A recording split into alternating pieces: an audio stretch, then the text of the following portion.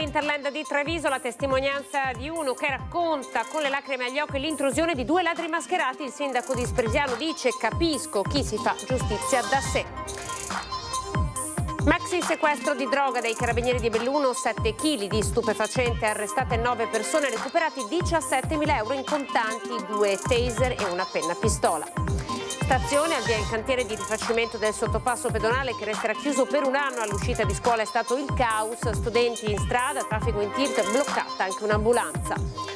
Il ragazzo dai pantaloni rosa, occhi lucidi, applausi questa mattina a Treviso per la proiezione del film contro l'omofobia che era stata bloccata da una scuola media riprogrammata dopo le polemiche.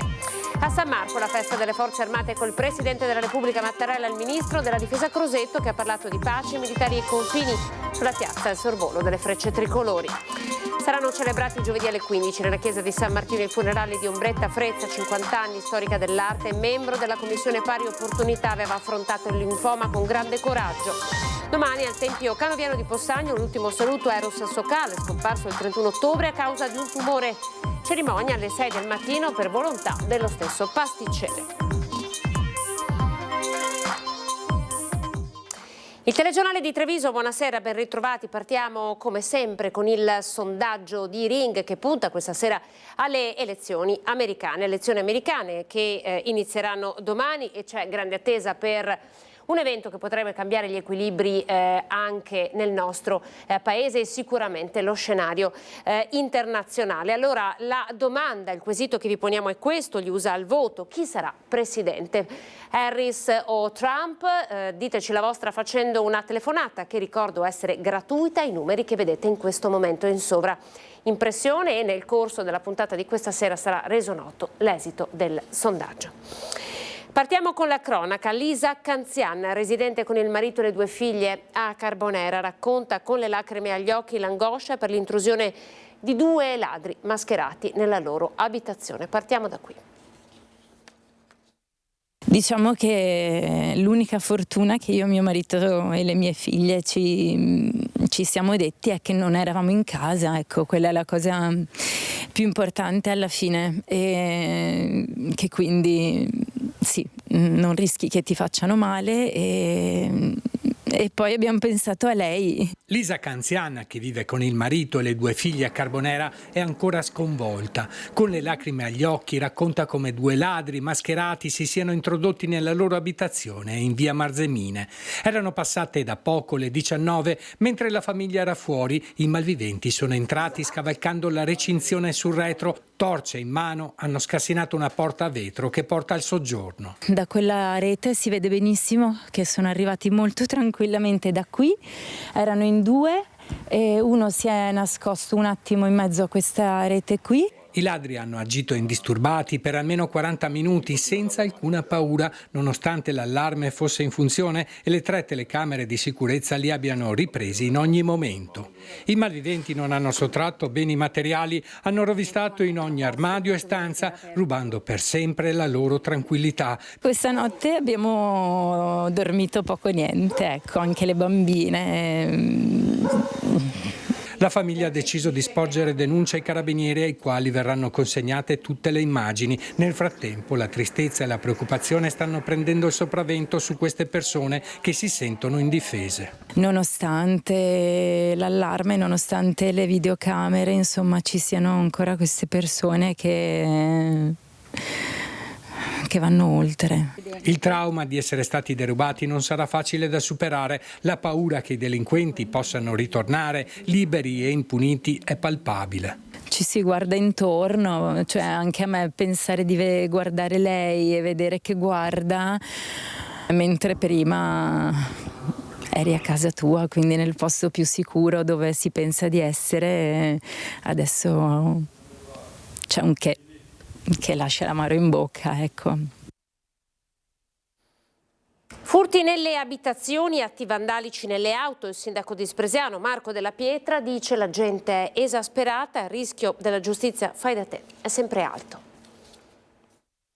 Non bastano gli antifurti, le telecamere, i malviventi entrano in casa e arraffano tutto quello che possono, non solo, ma fuggono lasciandosi dietro danni ingenti, vetri rotti, porte forzate, cancelli divelti. Nell'ultimo periodo i furti tentati e compiuti sono stati davvero numerosi nella Marca. La gente è ormai esasperata, spiega il sindaco di Spresiano Marco Della Pietra. Ho trovato un ragazzo qua giù e mi ha detto: guarda sindaco, che se mi trovo in casa mia i copo. Cioè ormai siamo arrivati a questo livello qua. Non solo, ma fra la gente cresce sempre più la percezione di insicurezza. L'abitazione dovrebbe essere il posto più sicuro, eppure non lo è più. La certezza della pena non c'è, li beccano e il giorno dopo sono in giro. Questi ormai una volta quantomeno si travisavano anche il volto, adesso proprio sono talmente convinti dell'impunità che non gliene frega niente. Il rischio è quello di arrivare ad una giustizia fai da te.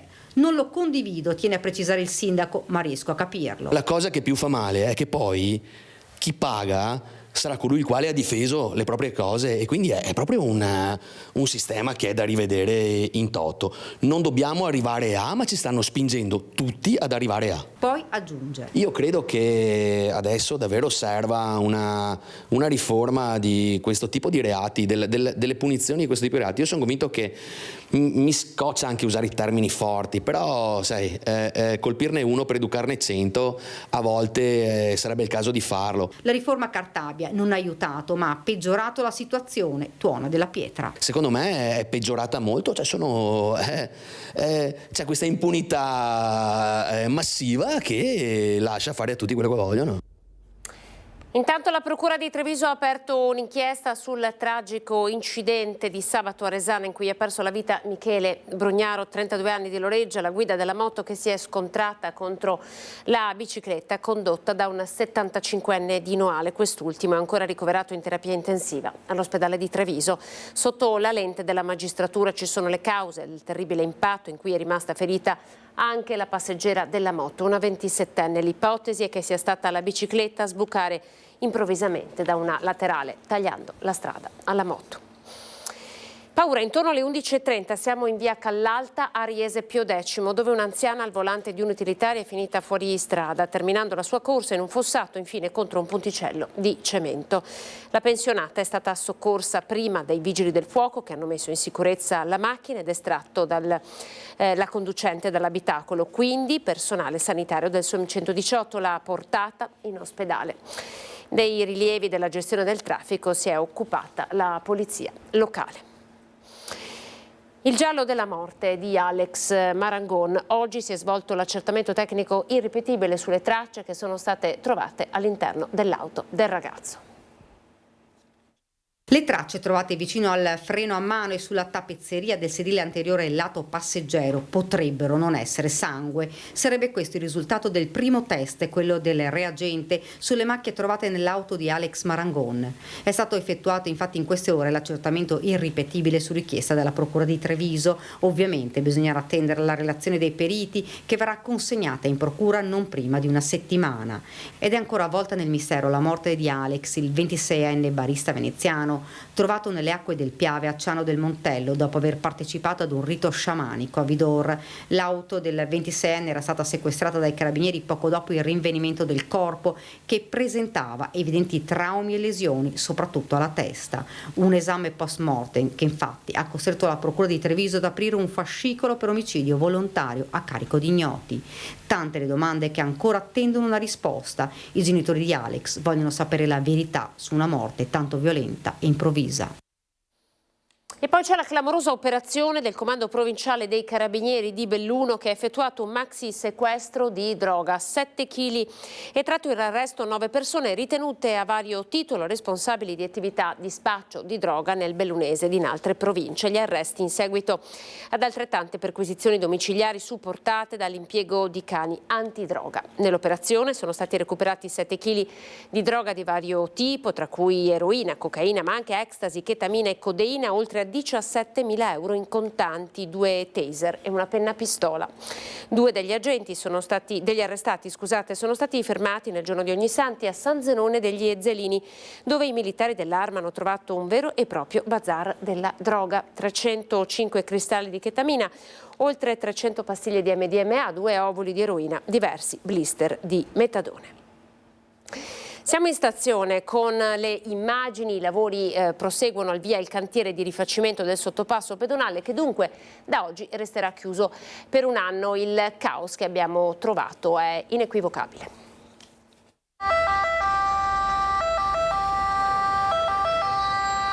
Bloccata nel traffico in tilt nonostante le sirene spiegate, il mezzo di soccorso resta intrappolato tra bus e auto nell'ingorgo che si è creato davanti alla stazione, primo giorno di chiusura del sottopasso pedonale che da via Roma porta alla stazione ferroviaria di Treviso. Se al primo mattino la situazione è stata tutto sommato abbastanza tranquilla, all'orario di uscita da scuola degli studenti è stato il caos. Migliaia i ragazzi in piazzale Duca d'Aosta che più o meno consapevolmente hanno attraversato il viale fuori dalle strisce pedonali, riversandosi in via Roma nel tratto interessato dal cantiere dove non c'è più il marciapiede. Risultato: rischio investimento per i pedoni e traffico paralizzato. In tutta fretta viene avvisato l'assessore Zampese che poco dopo le 13:30 arriva con funzionari e tecnici dei lavori pubblici, provvedendo personalmente a posizionare le transenne utilizzate per chiudere il centro nei giorni festivi per cercare di far desistere gli attraversamenti selvaggi. Noi dobbiamo essere consci di attuare tutte le misure per creare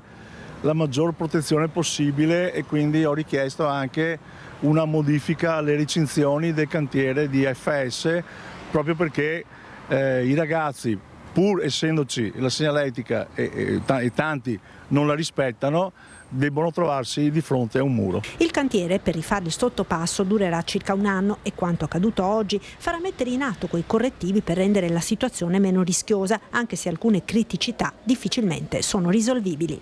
Quando si ha una quantità di gente che invece di usufruire di un sottopasso che è chiuso per lavori usufruisce del passaggio pedonale, è ovvio che la coda aumenta, quindi aumenta anche l'attesa. Purtroppo è successo così anche all'autoambulanza. Sicuramente il potenziamento della segnaletica aiuterà a seguire meglio i percorsi individuati per i pedoni da e per la stazione. Vittime illustri della confusione anche gli atleti della nazionale Under 20 di rugby in raduno nella Marca in preparazione della sfida del 6 Nazioni di sabato prossimo in Francia. Valigie alla mano non riuscivano a trovare l'uscita per arrivare al pullman. Il sindaco Conte invita alla pazienza.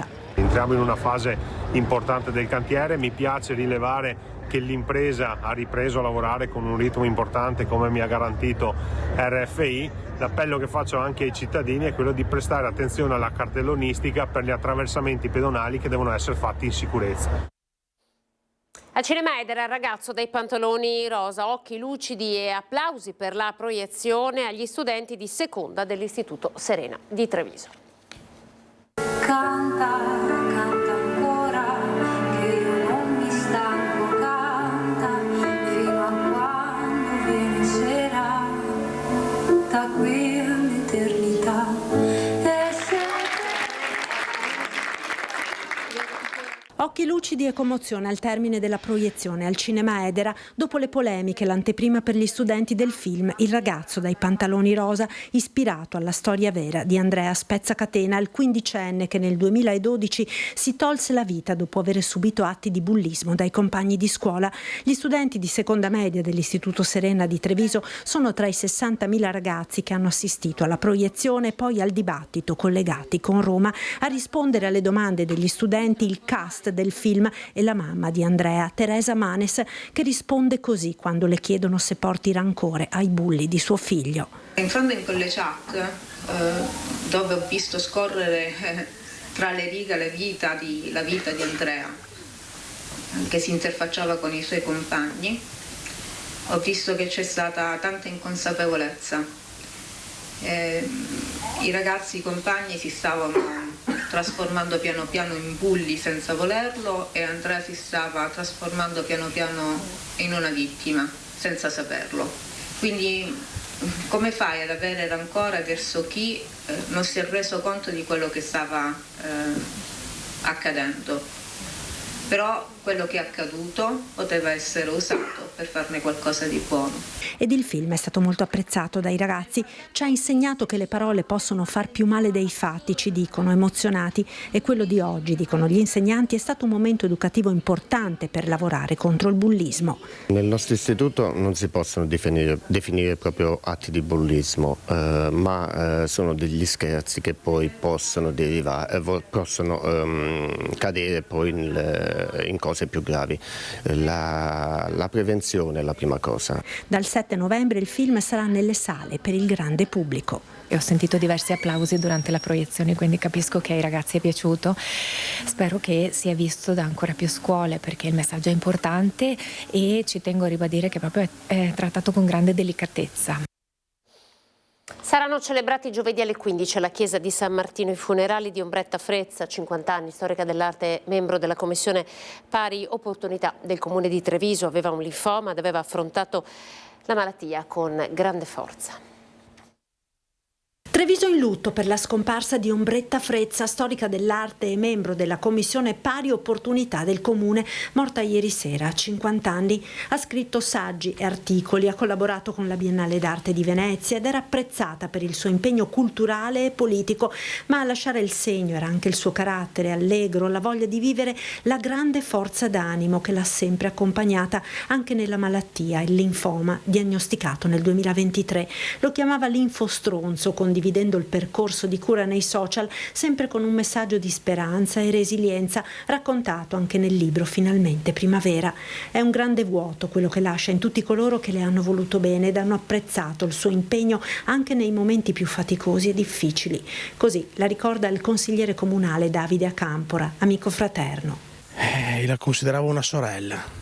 È una notizia che ci ha lasciato attoniti, sconvolti, perché è stata una morte improvvisa. Lei ogni giorno su una chat nostra di amici, ci aggiornava continuamente sul suo stato di salute, e l'ultimo messaggio risale a ieri intorno alle 11, dove insomma ci raccontava la giornata come al solito, sempre con grande positività, con grande euforia e voglia di vivere, e questo dopo l'abbiamo saputo ieri sera e ci è caduto il mondo addosso, quindi una tristezza infinita e una grossa perdita per tutti noi, per chi la conosceva, ma anche per la comunità intera di Treviso. L'ultimo saluto a Ombretta Frezza giovedì 7 novembre alle 15 nella chiesa di San Martino Urbano a Treviso. E domani invece al Tempio Canoviano di Possagno ci sarà l'ultimo saluto ad Eros Sokal, scomparso il 31 ottobre a causa di un tumore fulminante. Eros Sokal, ex pasticcere e grande amante delle moto, è morto a 76 anni dopo una breve malattia. Conosciuto per la sua pasticceria Aurora nel centro di Possagno, famosa per la meringa con la panna, Sokal era anche fondatore del motoclub Ducati Pompone. Il suo funerale si svolgerà alle 6 del mattino, come da lui richiesto, affinché partecipino solo coloro che gli volevano bene. La famiglia Sokal onorerà le sue volontà con una cerimonia al Tempio Canoviano di Possagno. Eros lascia la moglie Marisa, il figlio Hermes, la nuora Giada, i nipoti Edoardo e Camilla, la sorella Aurora e il cognato Agostino. Grande la curiosità a Possagno per quanti effettivamente parteciperanno al rito funebre. In molti ricordano Sokal per la sua grande professionalità come pasticcere e anche come amico, come il professor Giancarlo Cunial, che lo ha ricordato con affetto, menzionando le tante giornate cominciate all'alba e le numerose esperienze condivise dalle fornaci ai viaggi in moto. Ci fermiamo pochi secondi di pubblicità, tra poco con il telegiornale di Treviso. Il telegiornale di Treviso, ben ritrovati, ripartiamo dalla festa dell'Unità Nazionale delle Forze Armate il 4 di novembre. Dopo la lunga diretta di Antenna 3 ripercorriamo la giornata di Venezia. In una Venezia baciata dal sole, 21 colpi di cannone sparati dalla nave della Marina Militare hanno accolto questa mattina l'arrivo in piazza San Marco, 2 minuti dopo mezzogiorno, del Presidente della Repubblica Sergio Mattarella per la giornata dell'Unità Nazionale, festa delle Forze Armate. Mattarella ha salutato con cordialità e simpatia i bambini delle scuole veneziane che hanno avuto in dono bandierine tricolori e cappelline. Poi ha presenziato dal palco senza parlare, come era previsto dal cerimoniale. Ad accompagnarlo il ministro della Difesa Guido Crosetto e il capo di Stato Maggiore generale Luciano Portorano. A margine, il ministro Crosetto si è soffermato anche sui temi della politica nazionale e internazionale, assicurando che qualsiasi sia l'esito delle elezioni americane non cambieranno i rapporti di alleanza con l'Italia e i carabinieri saranno inviati in Palestina solo se vi saranno condizioni di sicurezza necessarie. Quest'anno abbiamo fatto uno sforzo enorme, nel senso che abbiamo aumentato di oltre 800 persone i militari a disposizione di strade e stazioni sicure. Io penso che dal prossimo anno sia magari più importante aumentare le forze di polizia e lasciare che le forze armate, o la maggior parte delle forze armate, riprendano a fare quello che serve in questo momento, che è forze armate. Per Crosetto sulle strade servono più poliziotti e meno membri dell'esercito. 4.000 persone tutte in piedi in piazza San Marco, lungo le transenne, hanno assistito alla cerimonia. Sul palco il governatore Zaia, il sindaco Brugnaro, il patriarca Moraglia.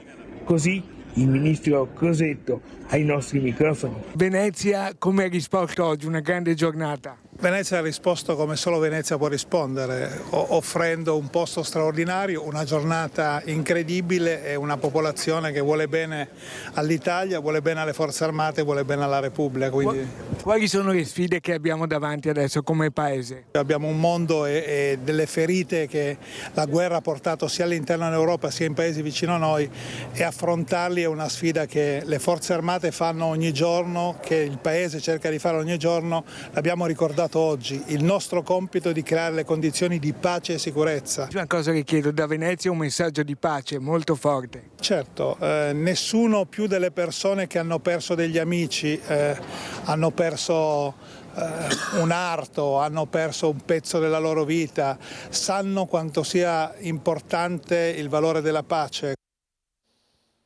L'atterraggio in piazza San Marco dei paracadutisti e poi il sorvolo delle frecce tricolori in laguna.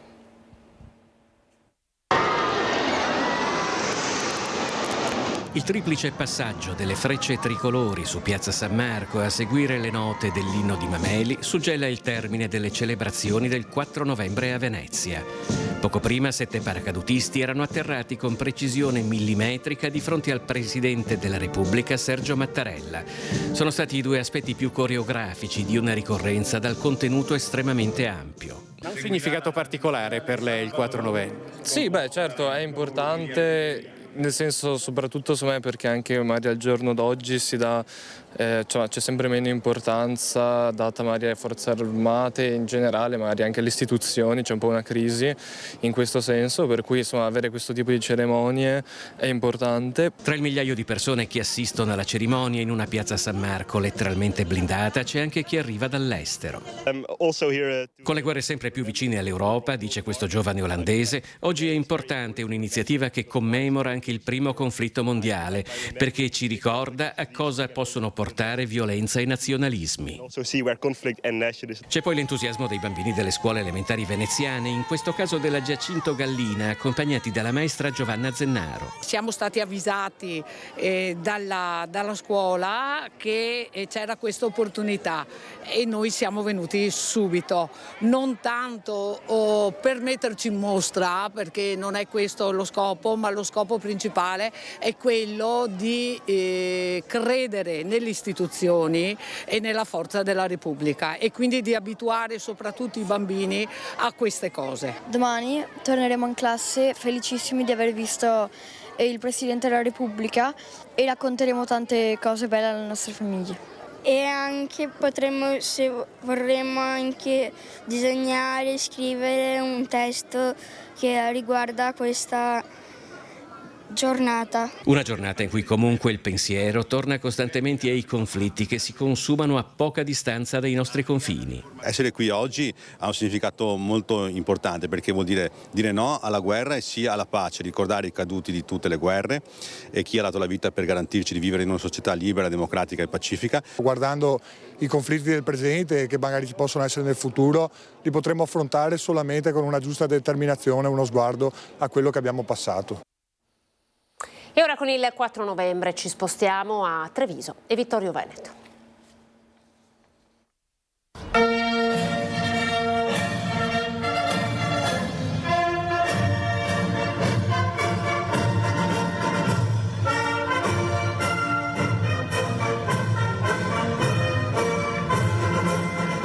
Esercito, Aeronautica, Carabinieri, Guardia di Finanza, Polizia di Stato, Polizia Locale, Vigili del Fuoco, insomma l'unità di formazione interforze.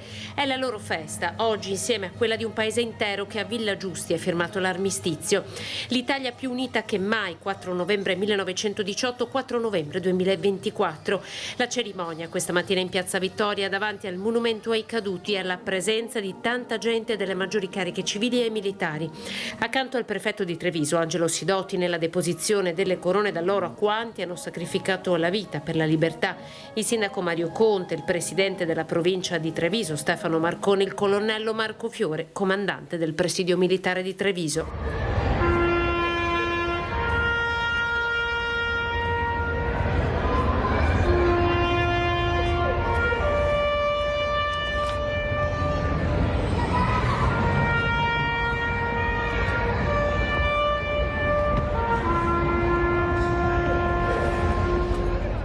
In un periodo caratterizzato però da grandi conflitti mondiali e anche da conflitti a livello sociale. Il mio appello è stato proprio questo, nel richiamare questa giornata storica, di recuperare il senso di comunità, di unità, di uscire dalle dinamiche dell'io ed entrare in un ragionamento nel noi. Così potremo affrontare le sfide del futuro. Nelle parole del sindaco Mario Conte, la tragedia che ha seminato morte e devastazione a Valencia, il cambiamento climatico come consapevolezza collettiva a cui deve fare seguito un impegno altrettanto collettivo.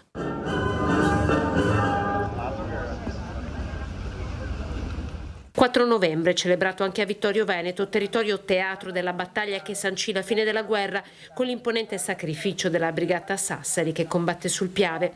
In questa giornata il più riconoscente e commosso pensiero va a coloro che sono caduti sacrificando le loro vite per l'Italia, ha detto il sindaco Mirella Bagliana. Il ricordo dei combattimenti tra il Piave e il massiccio del Grappa, tra Trentino e Friuli, l'omaggio della città di Vittorio Veneto ai suoi eroi.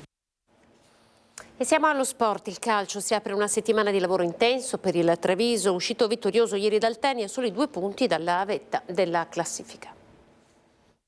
Tabella di marcia rispettata per il Treviso che contro i bergamaschi del Ciserano alla 4ª sconfitta consecutiva chiudono la pratica con un secco 1-2 già a metà primo tempo, concedendosi poi il lusso in apertura di ripresa di andare avanti per 3-0 e lasciando agli avversari solo il gol della bandiera. Il tutto mentre a Campodarsego la capolista e la diretta inseguitrice, la Dolomiti Bellunesi, si fermavano reciprocamente sull'1-1, lasciando così ai biancocelesti l'occasione per rosicchiare un altro punto e accorciare le distanze.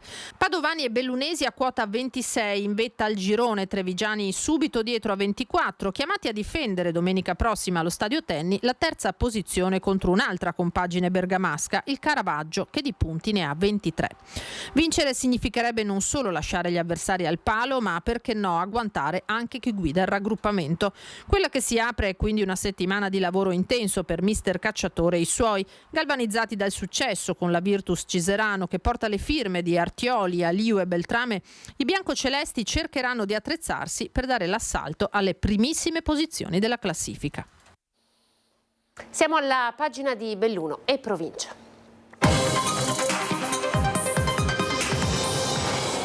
C'è la cronaca in apertura con un incidente mortale sul ponte Cadore, direzione sud. Lo schianto è accaduto poco dopo le 13 di oggi. A perdere la vita una 59enne di Belluno che a bordo di un minivan aziendale avrebbe invaso la corsia di marcia opposta.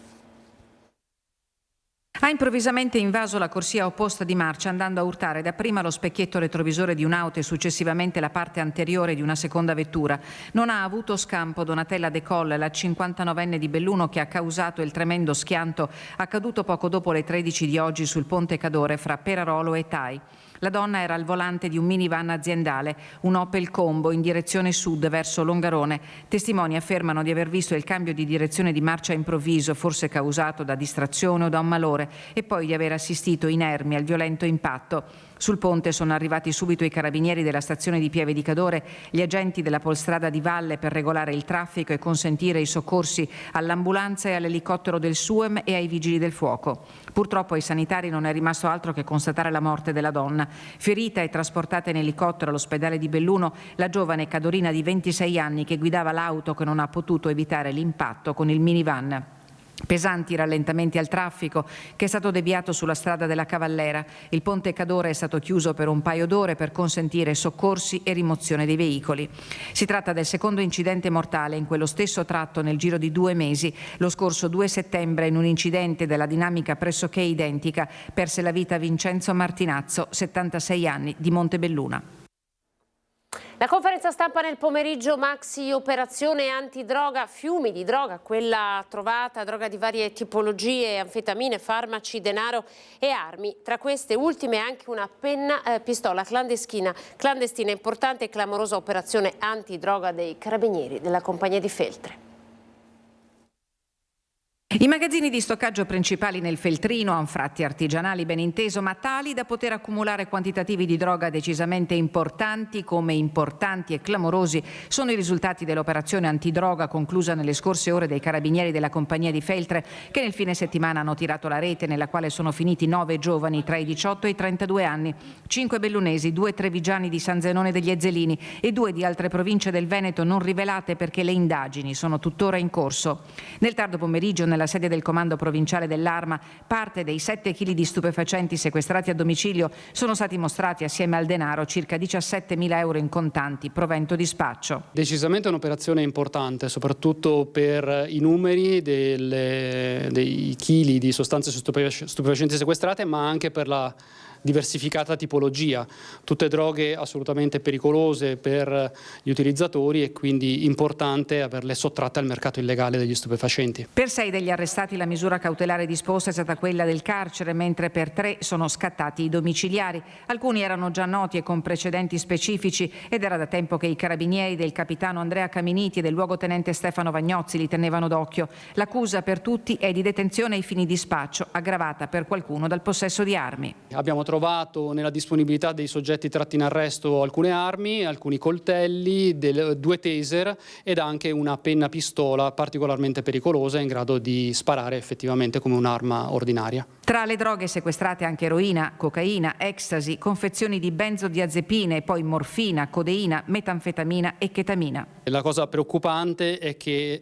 laddove c'è un mercato per questi quantitativi e queste tipologie vuol dire che c'è una richiesta e allora è importante aver sottratto queste sostanze dal territorio. Gli accertamenti sono tuttora in corso. Nell'operazione coordinata dalla Procura di Belluno sono stati impiegati oltre una 60 di militari dell'Arma con le unità cinofile di Torreglia. La compagnia di Feltre ha fatto un grande lavoro prima di arrivare a tirare la rete di questa operazione. Nei mesi scorsi ha lavorato molto intensamente sul territorio proprio per contrastare questo fenomeno che per noi è davvero pericoloso, su cui invitiamo tutti a prestare grande attenzione. Commozione in tutta la provincia per la duplice tragedia della montagna che ha funestato la giornata del 3 di novembre. A perdere la vita sono 2 giovani, Damiano Sacchetta di 31 anni di Longarone e Giada Rosson, 41 anni, a Gordina di origine ma residente a Sedico. Giada Rosson e Damiano Sacchetta avevano una smisurata passione per la montagna, per l'arrampicata. Giada usciva in gruppo, Damiano amava i silenzi e l'atmosfera magica delle rocce affrontate in solitaria.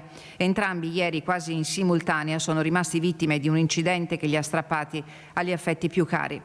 Giada Rossona aveva 41 anni, ieri mattina con un compagno di cordata si stava calando dalla via Drascia sulla croda dei Toni, Dolomiti di Sesto. Il compagno l'ha vista precipitare e cadere nel canale sottostante. L'allarme è arrivato alle 14:20 e in zona si è portato l'elicottero Pelican di Bolzano, ma per la donna non c'era più nulla da fare. La salma è stata recuperata dal personale del soccorso alpino di Auronzo e della Guardia di Finanza, accompagnata a valle e affidata al carro funebre. Un'ora prima alla centrale del Sueme di Pieve di Cadore l'allarme lanciato da un gruppo di escursionisti che dalla cima principale degli Sfornioi di Mezzo, nel gruppo del Bosco Nero in Val di Zoldo, avevano sentito delle grida e rumori di massi. L'eliambulanza ha individuato il corpo esanime di Damiano Sacchetta, 31 anni, all'interno di un canale fra due opposte pareti di roccia. La salma è stata recuperata con verricello per essere trasferita a valle. Al momento della caduta, precisa il soccorso alpino, il 31enne doveva trovarsi in cima o in fase di discesa dalla normale. La notizia della duplice tragedia in montagna ha fatto rapidamente il giro della provincia. Giada Rosson, agordina di origine, risiedeva a Sedico e lavorava come impiegata alla Luxottica. Fra le sue passioni, oltre alla montagna, c'era quella per i gatti e per alcuni anni aveva fatto parte di associazioni animaliste. Damiano Sacchetta abitava a Podenzoi di Longarone ed era infermiere nel reparto di rianimazione dell'ospedale di Belluno. 9 anni fa, per i suoi brillanti risultati scolastici, era stato premiato dal comune di Longarone. Damiano lascia i genitori e 2 fratelli. 2 comunità in lutto, quella agordina e quella longaronese, su cui domenica pomeriggio è calato il silenzio. La Diga del Vanoi, 21 pagine di motivazioni di carattere tecnico per dire no. La provincia ha depositato nei giorni scorsi le osservazioni contro lo studio progettuale presentato dal Consorzio di Bonifica Brenta. Nel documento si inquadra sotto diversi profili la contrarietà alla realizzazione dell'opera, in particolare sulla sicurezza dei versanti e del territorio, le stime di disponibilità idrica e la procedura. Un lavoro, spiega il presidente Roberto Padrin, che si somma alla chiara volontà politica già espressa più volte dall'amministrazione provinciale, va nella stessa direzione della volontà territoriale. Le osservazioni sono strutturate in 7 capitoli e in quello che riguarda la sicurezza idrogeologica si contesta l'assenza di studi specifici all'interno del documento di fattibilità. Conclude il presidente Padrin: l'impianto di osservazioni è molto puntuale, ci auguriamo che insieme alla voce del territorio venga accolto e che si possa dire basta una volta per tutte a quest'opera. Anche Belluno celebra con solennità la festa delle forze armate. In Piazza dei Martiri, il momento ideale di incontro con i cittadini, l'occasione per ricordare il sacrificio degli italiani e non dimenticare la tragedia della guerra e l'importanza del dialogo e la cooperazione fra persone e popoli. Sul pennone civico è stato issato il tricolore, una bandiera nazionale è stata donata dalla prefettura agli studenti dei licei Galilei Tiziano di Belluno presenti in rappresentanza delle scuole della provincia, accompagnati dal dirigente scolastico provinciale. È tutto, grazie per essere stati in nostra compagnia. Il telegiornale di Treviso termina qui. Arrivederci.